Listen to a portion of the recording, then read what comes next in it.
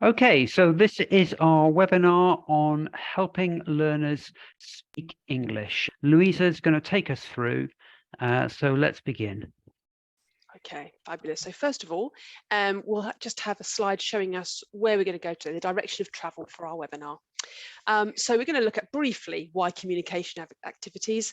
We're going to spend a little bit of time thinking about, do we concentrate when people are speaking and communicating verbally on accuracy or fluency or both? Where should that focus be? And then we're going to do some practical examples of communication activities that I personally like, or that work, or that are fairly easy to do, I think, with classes alike, and get people speaking and communicating effectively in English. They're going to be an information gap exercise, a couple of examples of them, I think, something on dialogue building, because I think it's useful for functional English, just one idea of how you could do that. And then we're going to look at some communication games as well, because they're always fun to do. You're going to watch a bit of a video, and in between that, you're going to do a task together to get an experience of what it might be like doing one of these simple games. And then we'll leave plenty of time, I hope, at the end for questions and answers, and there's always plenty of those. Okay, great.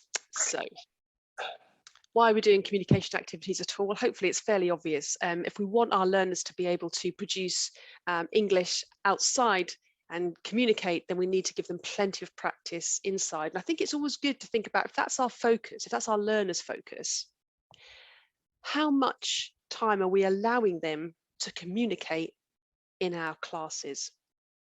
And I think particularly as a new teacher, and as myself, and also I'm a bit of a talker, I spent a lot of time explaining or doing or telling or leading the lesson, because I was so focused in my early years, particularly what I was doing. In fact, one of the best things you can do sometimes is set up an activity, scaffold it well, support them well, and then step back and allow your students more time to speak, more time to communicate, more time to get things wrong, quite frankly, and we'll come to that in a moment. But I think it's always good, if you're teaching or in that situation, how much time is it that your students are speaking? We need them to be the focus, I guess. We need them to be able to communicate, and that means giving them the time and space to do so. So what makes a good communication activity? Now, of course, there's written communication, but here we're going to speak particularly about verbal communication. If you've been to any of the webinars before, you'll know that I think context is king. So where possible, set a strong context. And why? Well, then the language will occur more naturally. And what I mean by that is, for example, if you want them to communicate in a restaurant setting, you want them to be able to order things in a restaurant or in a cafe, why not bring in stuff that immediately sets the scene? You could lay a tablecloth over the tables. You could have menus, simple menus printed out, that kind of thing. Sets the scene immediately, so people are, okay, that's what we're going to do. You don't have to explain it. The language will just naturally occur. So context is king. I think that's really key where possible, where it's appropriate. But also there are some other things that make good communication activities. Yeah, why not have them engaging and motivating? When people are having fun and enjoying it, enjoying the task, they can get lost in it a little bit. So they forget focusing on the language, they're focusing on the task. So let's make it really engaging, really motivating. Let's keep that pace going as well. It should build confidence as well. The more space and time we allow our students to speak English in class, the more practice they'll have and they'll gain more confidence. So again, allowing them just to go with it can be a really good thing. Often that means everyone's speaking together. So that's a really good use of class time when you think about it, because if it's you interacting with one student, then you interacting with another, making sure everything is perfect, that class time is going to disappear. So set the scene, set the game, set the communication activity, then step back, allow them to practice. That could be in groups, in pairs, or mingling all together as a class. Okay, so everyone speaking together is a really good use of class time and allows more time and space for that communication to occur.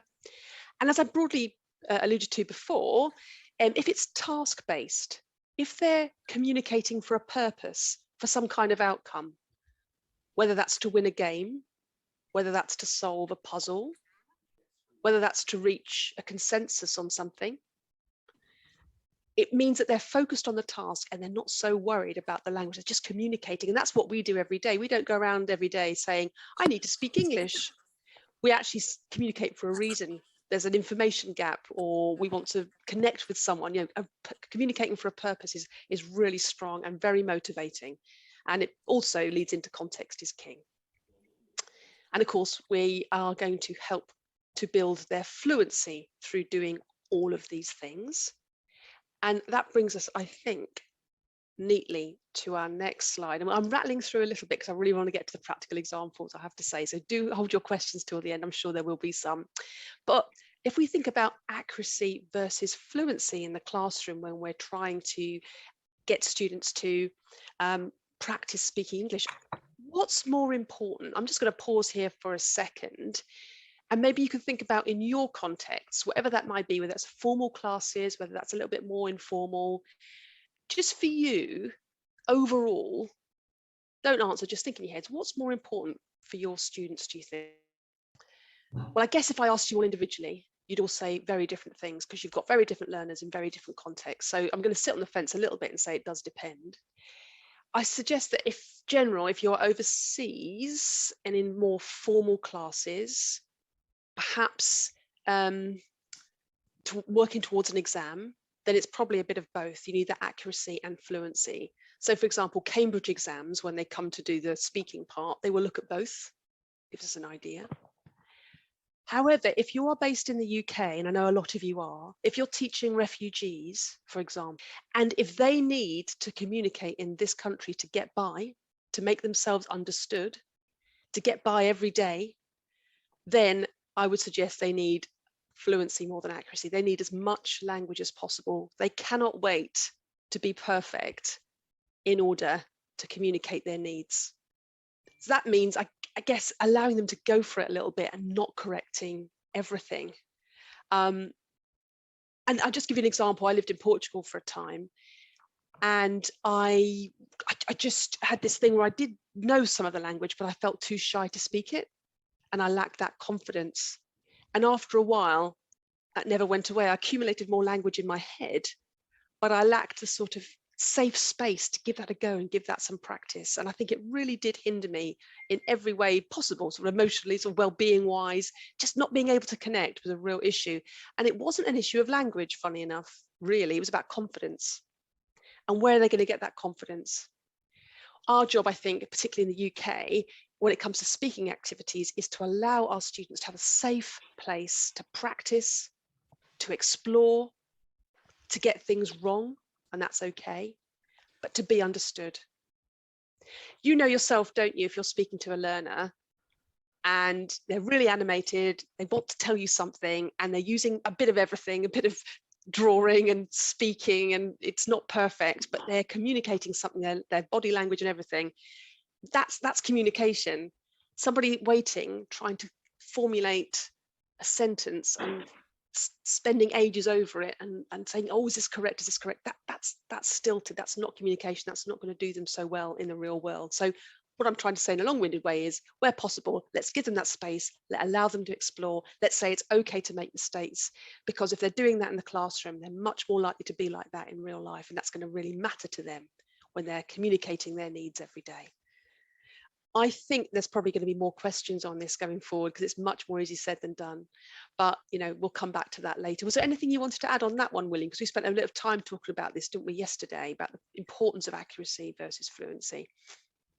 I think I sometimes gauge this a little bit by level as well, especially with beginners at the very, very start of their journey in English. I don't want to inhibit them.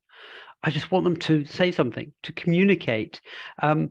Always smile. I think that is such a great way of starting, and allow them, you know, don't correct them straight off. They're communicating, them saying something in a different language. It's hard if you've had to do it. So encourage them with a smile, get them saying something. And if we do have to correct, first of all, you know, think about it, do it very sensitively or gently, maybe not in front of others. They don't want to lose face. You want them to keep communicating and engaging with you. So I think just those two little tips: smile and be sensitive with correction, and focus on the fluency to begin, and the accuracy can come in later. I guess one thing I'll just add, thank you, was just then does that mean that we would never correct, because we want them to be fluent? And I don't think that's true either. But like William said, it's perhaps about when and where. So for example, in some of the activities we're going to look at now that are communication activities, there is a sort of flow to them. It's about communication. So you wouldn't necessarily stop the flow or interrupt the flow to correct. And it could be that you're just listening, making a few notes while people are doing the communication activity. And then you could bring everyone together at the end, if you like, to go through some corrections together on the board, for example, drawing their attention to the correction and not isolating anybody individual, but allowing that communication activity to run its course. And then also, as I say, not pick on anyone individually, but do it as a group. So there is a role for accuracy, but it's just when and where, and having that soft touch. Grand. Good stuff. So I think that brings us neatly to our first example, I believe. Okay, so we're going to look at some information gap activities. What is an information gap activity, first of all? Well, actually, if you think about it, information gaps where one person has information and the other one doesn't form a lot of the basis of our communication anyway. In the days where maybe you've had to ring up to book a hotel room, I know we do it all online now, but that hotelier has all that information, prices, balconies, all the rest of it. And you ring up and go, have you got rooms free on Thursday for 2 nights for 3 people? I don't. So there's actually forms a lot of the basic communication. So it is in the classroom as well. So we've got an information gap activity to get us all started. And here we go. You're going to take part in this as well. And you're going to need your fingers for this, for the chat. This is really, really simple. 20 questions. I've got something in my hand and I'm going to ask you, William, to ask me a question that I can only answer yes or no to. And then between you, you can guess what I'm holding in my hand. Go for it, William. Is it an object?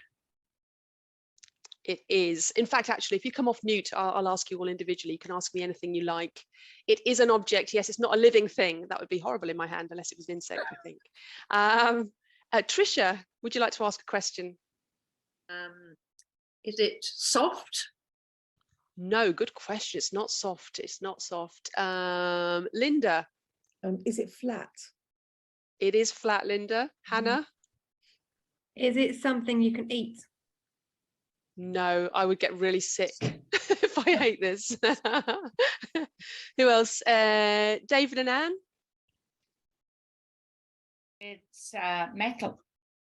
There's some metal in it. Yeah, there is some metal in it. By the way, if you want to guess and put it in the chat, you're welcome. And William can monitor the chat. And Anjali, you had a question? Yeah, is it round? No, I was going to give it away there. No. Tanya has said, is it a phone, a knife? I'm not doing a webinar holding a knife. I thought it was a knife. Can you write with it? Great questions. Well done, everybody. Is it money? Somebody said, is it money? Is it fruit?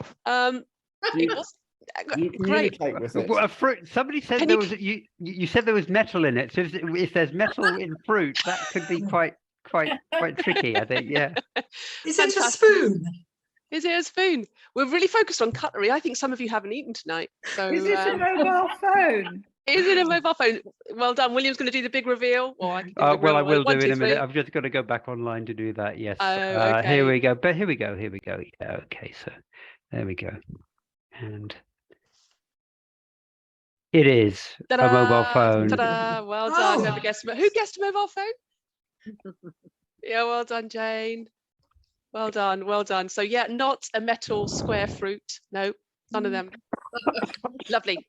So really, just an information gap. I've got information, I've got something, you don't know what it is. And it's really simple to set up. It's really good for question forms as well. So it could be part of a grammar lesson, even if you wanted to do that. Is it this? Is it that? If you wanted it to be.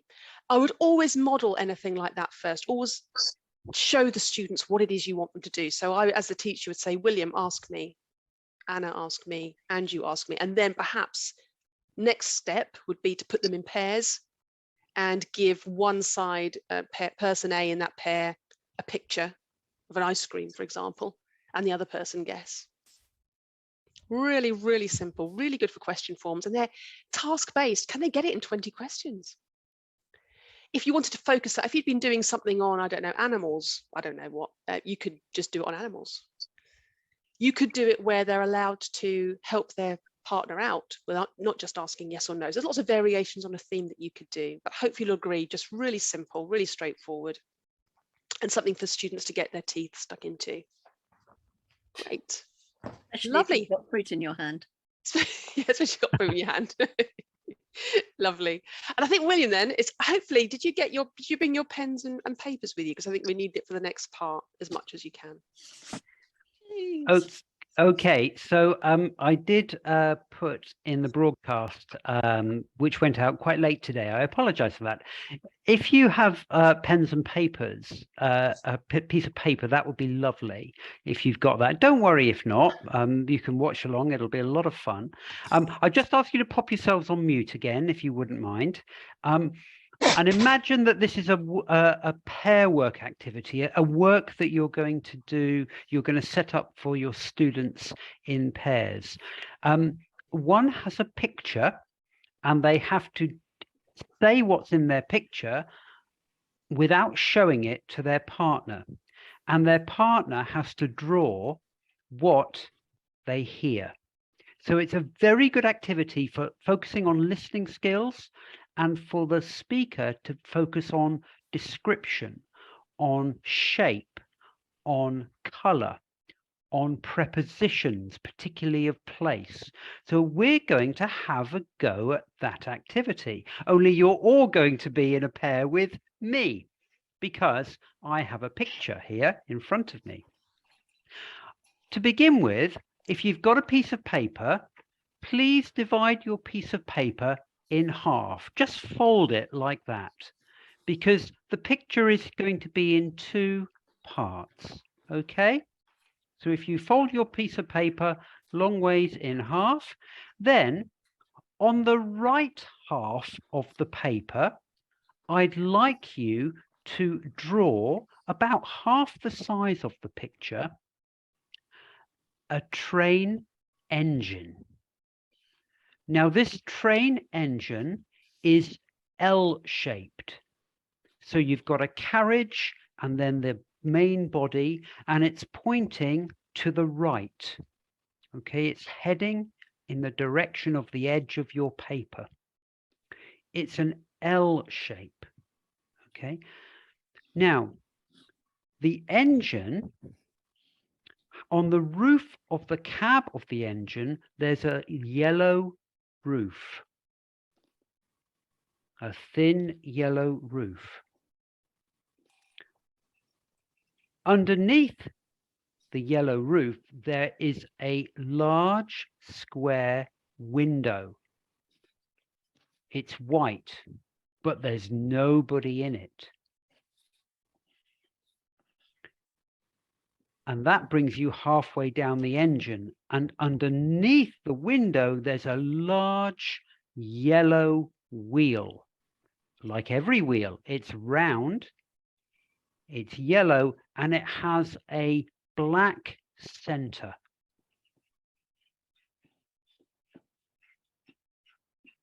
Towards the front of the engine, you have a smaller wheel. It's about halfway along, maybe about half the size of the big wheel you've just drawn. It's yellow, and it too has a black center. There's a piece of yellow, a yellow strip that runs along the top of that wheel and goes behind the big wheel. So that's horizontal. And then at the front of the engine, on the right-hand side, you have a big yellow bumper, a bit like the letter D. It runs all the way down the front of the carriage. At the top of that bumper, We have a headlight. It's shaped like a letter D as well, but it's bright red.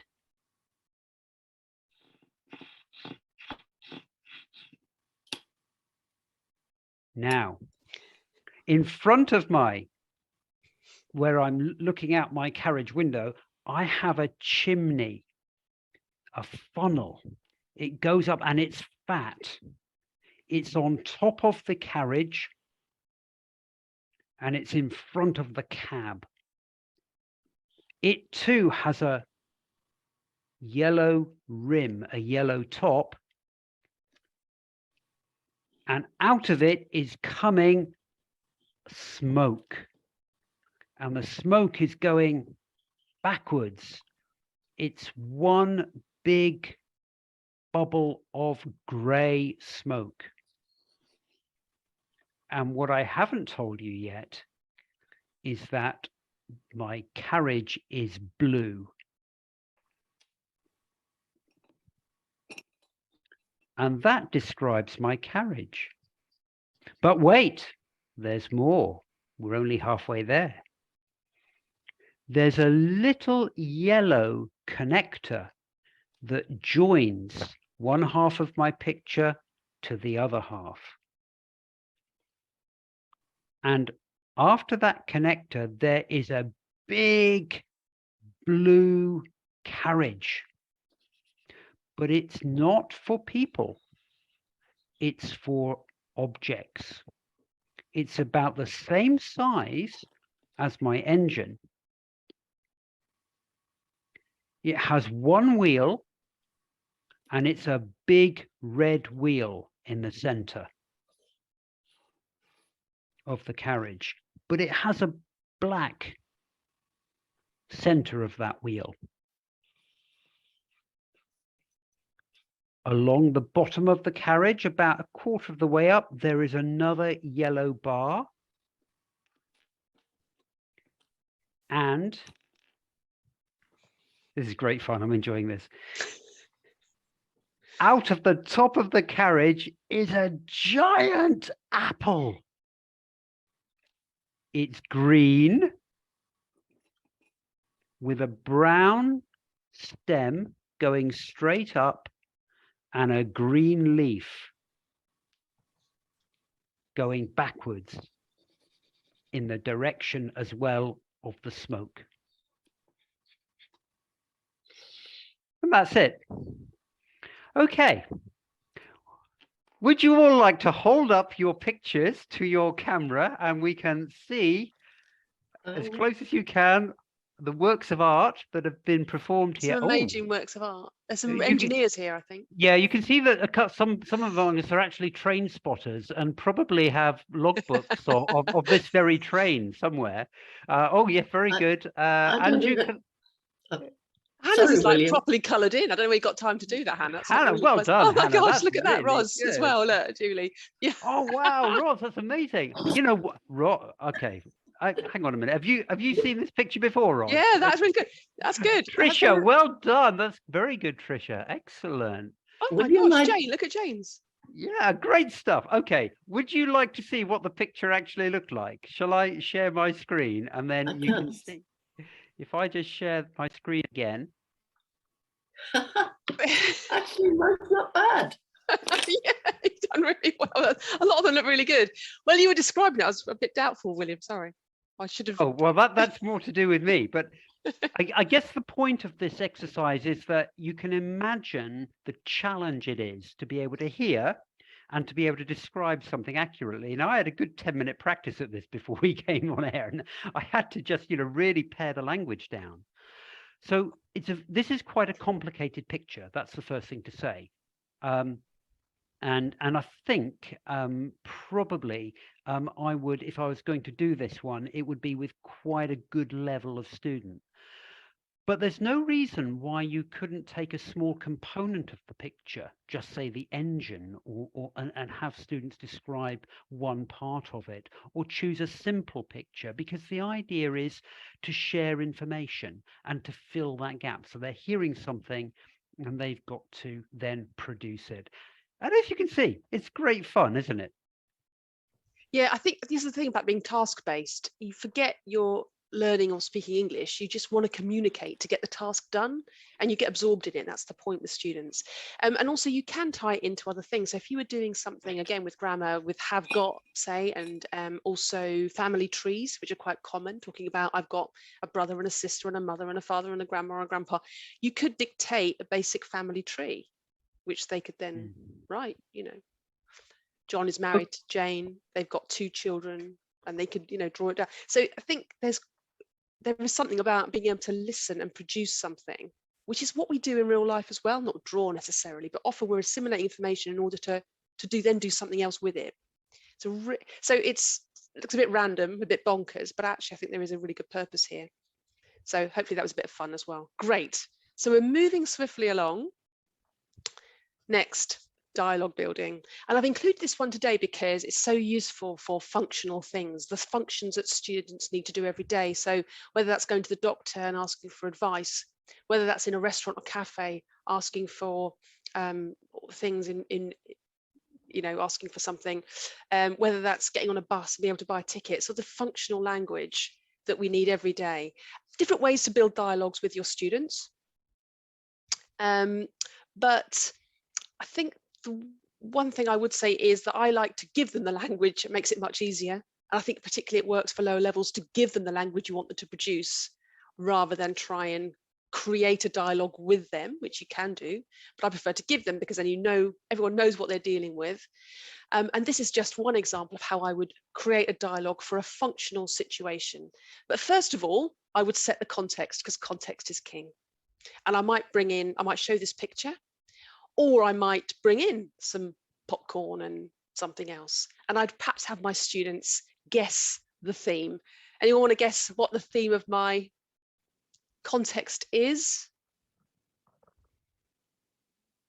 Going to the movies. Going to the movies, exactly. So once that was guessed, thank you. I think it was Roz, was it? Yeah, lovely. I would say something like, yes, films. I love films. I want to go to the cinema next week. I don't want to go on my own. I'm going to ask William. Okay, and then I might just put a dialogue like this on the board. It's a bit strange doing it over Zoom.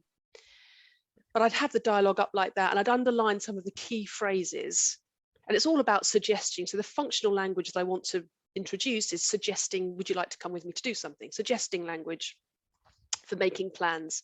I've set the context. I've told them what's coming, and it's really clear what I'm going to try and do next. So I would say, okay, William, are you free to come to the cinema on Tuesday with me? No, sorry, I'm busy. How about later in the week? Maybe. When? Is Friday good for you? What time? What about 7 p.m? Great. See you there. So the dialogue's on the board, I've read it once, and the keywords, the key phrases are underlined. I want people to remember. And I want people to really remember those phrases. And the only way to do that is to just keep going with that dialogue with lots of different people. So I might say, Jane, you can be Louisa. I will be William. Okay. Are you free to come to the cinema on Thursday with me? No, sorry, I'm busy. How about later in the week? Maybe. When? Is Friday good for you? What time? What about 7 p.m? Great. See you there. So I might do that with a few individuals. I might do it all together. We can all be Louisa, and I won't do it over Zoom because it does get a bit messy. But all I want people to do is sort of get their heads around, and I'll keep it moving, the dialogue together. So we've done it a few times. Different people, I'm going to pick on some different people. They don't know it's coming, so everyone's really focused. It does work, believe me. Everyone's like, whoa, are they going to pick on me next? Wow, great. And then, now I've given them the language, you've practiced it a few times, I'll begin to take some of those keywords away, see what they can remember. So I might put this on the board next or rub bits out. I don't know if we've done this enough times for people to remember, but does anybody want to have a go at remembering what that part was? Go, Angela, do you know? I think it was, are you free to come to the cinema on Tuesday with me? Was it? Perfect, perfect. No, sorry, I'm busy. Next line, please, William. Anybody else remember the next line? How about later in the week? Maybe. Well done. Maybe. When? Anyone else? Is Friday good for you? Well done. What time? What time? So great. So we're going to keep it moving and we're going to carry on like that. And then again, I'm going to take a bit more language away.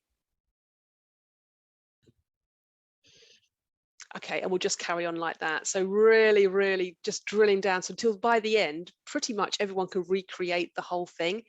It could be dull, but it doesn't have to be. And I think the key thing is start with the theme, make that really clear. Start with the language, role play it, drill it, drill it, drill it, keep it moving, keep it going, and then take it away, take it away. Pick on different people so they're all having to be alert and keep that pace going. And then what they've done at the end is they've had a really good go at suggesting in a variety of different ways that someone come to the cinema with them. Really easy. You've done that as a class. And the next stage, because we are all about trying to get them to speak and give them more practice time, put them in pairs.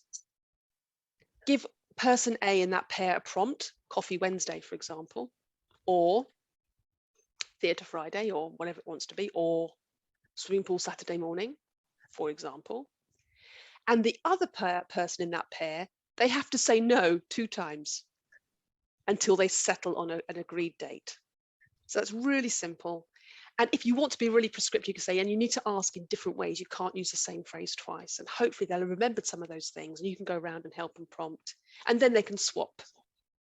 You give the person B another set of prompts. But I really like dialogue building because it's really direct. It connects to a theme. And often you're practicing the languages they really do need because they are, especially in the UK, but not just, they are going to be in situations where they're going to need to be able to function, that's what functional language is, in a variety of settings. Once you've got the hang of how to do dialogue building, you can recreate this for a variety of settings. So you've got one technique, but you could do it for booking a hotel room, in a restaurant, at the doctor's, whatever it might be, asking on the bus for a ticket. Okay, hope that was pretty clear. Well done, everyone. So now we are moving on, we're swiftly through the thing. Communication games. Oh yes, there is an idea that games, if you're doing games, you're not really teaching or they're not really learning. And that isn't the case. They can be lots of fun. And again, they're often task-based because you might win something or there's a competitive element.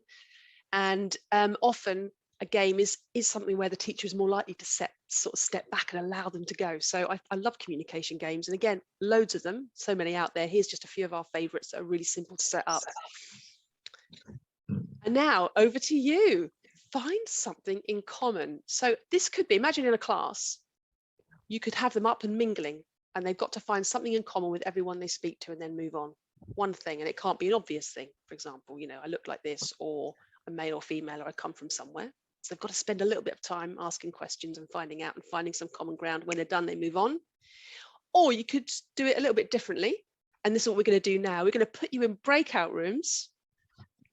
And we would like you to find as many things as you can in common with your group. And you've got 3 minutes. How long, William, have we got? I've set it for 3 minutes for the breakout rooms. Yeah. So I'm going to just, I think, randomly assign you. And what are we going to do? Ask, is it the room that can come up with the most number of things that they have in common So will be the winners? We're going to need a scribe for each room. So do decide real quickly who your scribe is going to be. And all of you have to say, yes, I have that thing in common. So it's what you all have in common. And it can be obvious things. We all happen to be female in the group, or we all come from the UK, or we all want to spend our Christmas in Florida. Here we are. I have to say, in our group, we did start with "we are human." That's how sort of basic we got. Okay. Group one, Angela, you were in group one. I'm not sure if you were scribing, but no, I managed to get somebody else. Brenda's the scribe. Brenda, Oh, how yes, many I do you did. think? And do you want to know the number? We Just do. the number, please. Yeah. Because our minds did go blank at times. We have 12. We have a dozen, but they're very good. Well done. Well done. All right. 12. Room two, Chris, Yep. your group there. Did you have how many have you got in common? 7. 7. That's pretty good as well. Room 3, Hannah, your group. Jane. We had 7 as well. Ja, that's very good. Room 4. Julie's had a- group. We had 11. 11 to get going. 11. Amazing. The You did very 12 good. and 11 got there, yeah. Ros or Rosemary in group We 5. had 10. 10. Well, I think 12 wins are very, very good. There's a virtual box of chocolates coming through the screen. For you in group 1. Very well done. Enjoy. Don't eat them all at once. Okay, Luke. Yep, excellent. Was there anything unusual as well? Except for the obvious ones that you thought was, I don't know, anything come up? Pale walls. We Oh, all yeah. had pale walls. We were very observant, and yeah. everybody had the same shade. Yeah, and then we have one on lifelong learning. We were talking about learning, and we all decided for life, Yes. we're all into lifelong learning. So that was a Hey, pretty good one. lifelong learning, that is a good one. Anything else? Well, I asked, do we all live in the UK? But Hamid lives in Turkey. So We all had had computers. We had computers. computers as well. Excellent, great. So I mean, really easy, but actually, imagine like learners doing this. It takes a little bit of thought, doesn't it? And constructing questions and listening, and do we all agree? So there's a bit going on there, even if it seems quite simple, but hopefully, again, there's a slight competitive element that can work well, you know, timed by this time you need to, or just fine. So again, being absorbed in a task, even if they don't quite have the language for it, if it's just, you know, it can be still a good and fun and productive thing to do, and really get people thinking, really get people talking and listening, which again is really, really important. So there's a few other communication games that are generally very easy to set up as well that we wanted to share with you. Well done, everyone, by the way. Thanks for taking part. So we've done Find Something in Common. Find Someone Who is a really, it's like the oldest TEFL game going, I think, but it's, oh, have you ever? So what you could do is give students a little card like that.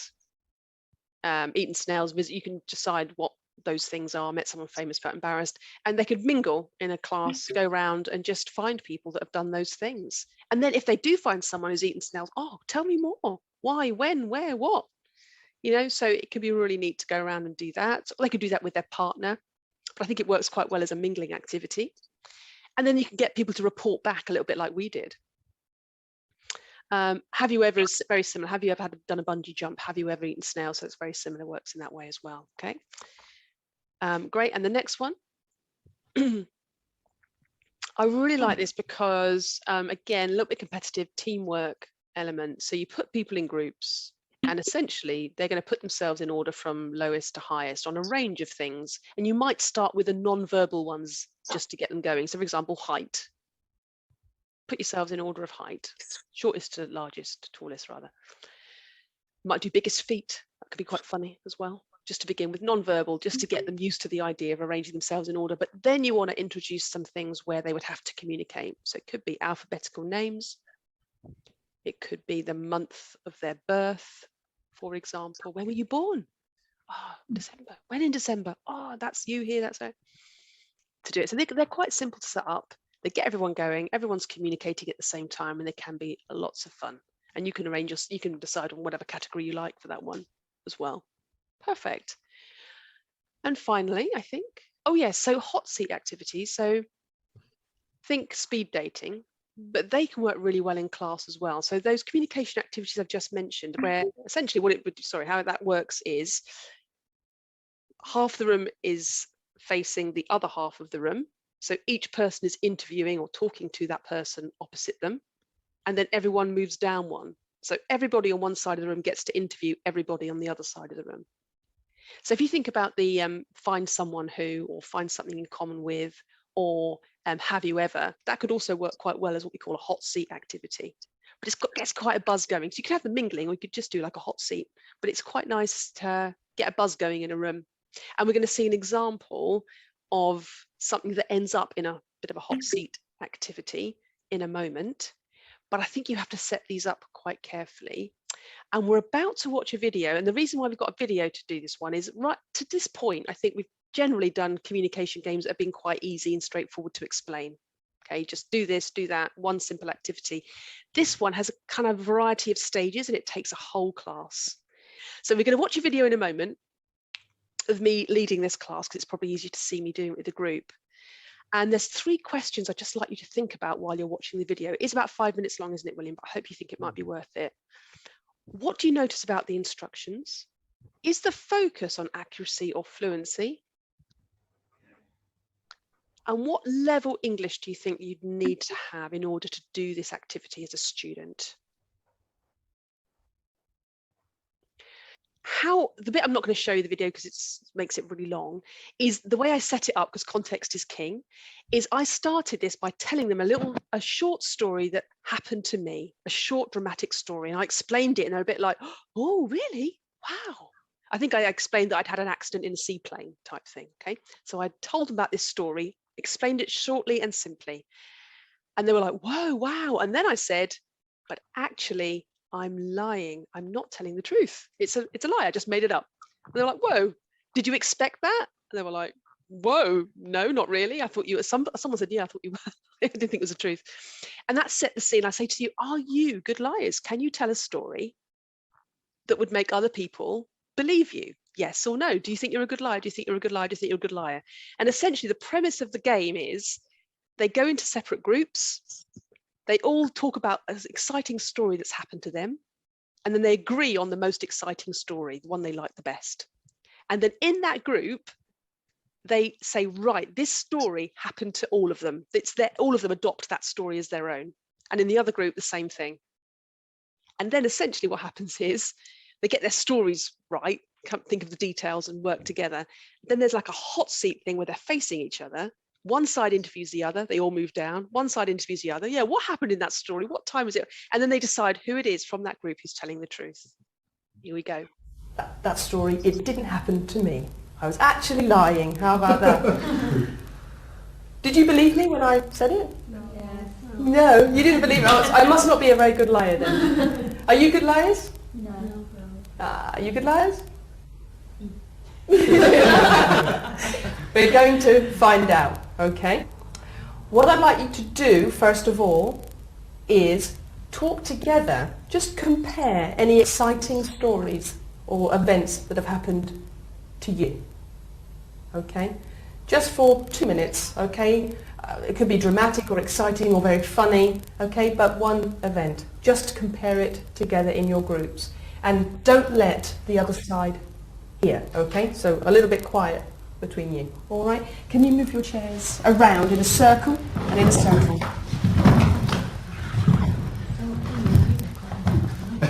You want me to close it in a bit and they'll hear you. Thank you very much. Hopefully you've had some time to talk about an exciting story. Now, I'd like you to choose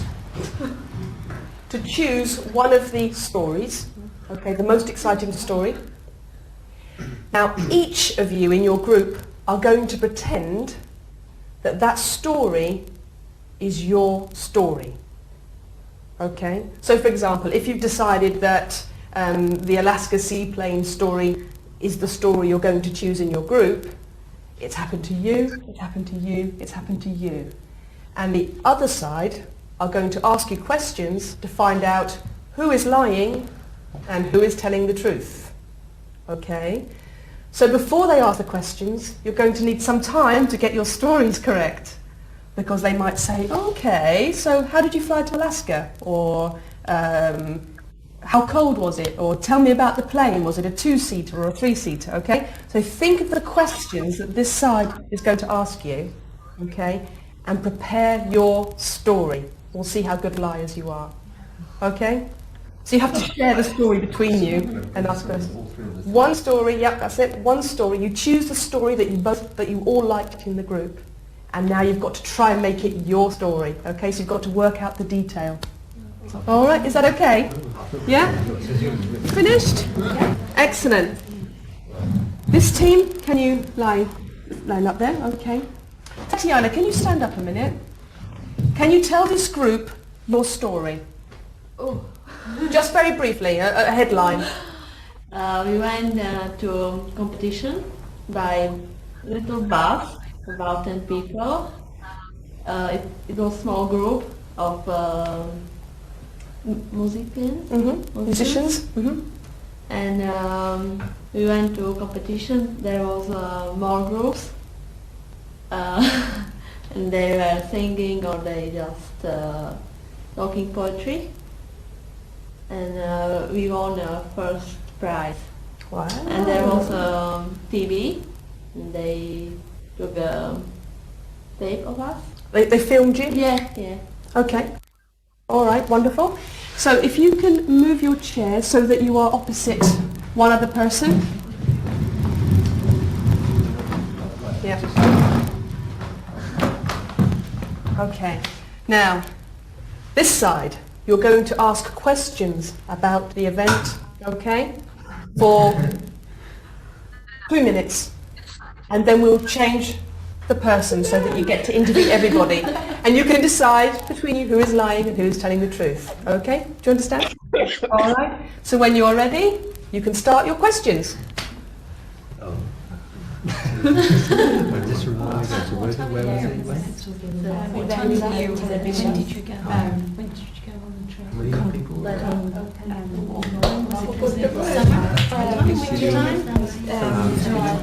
Do you know where it was? Okay, thank you very much. Hopefully you'll be able to ask some questions.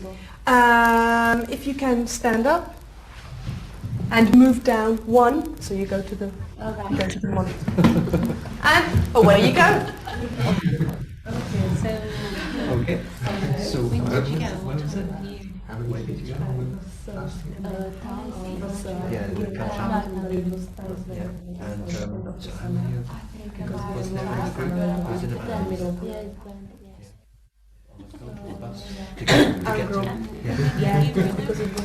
Okay, thank you very much.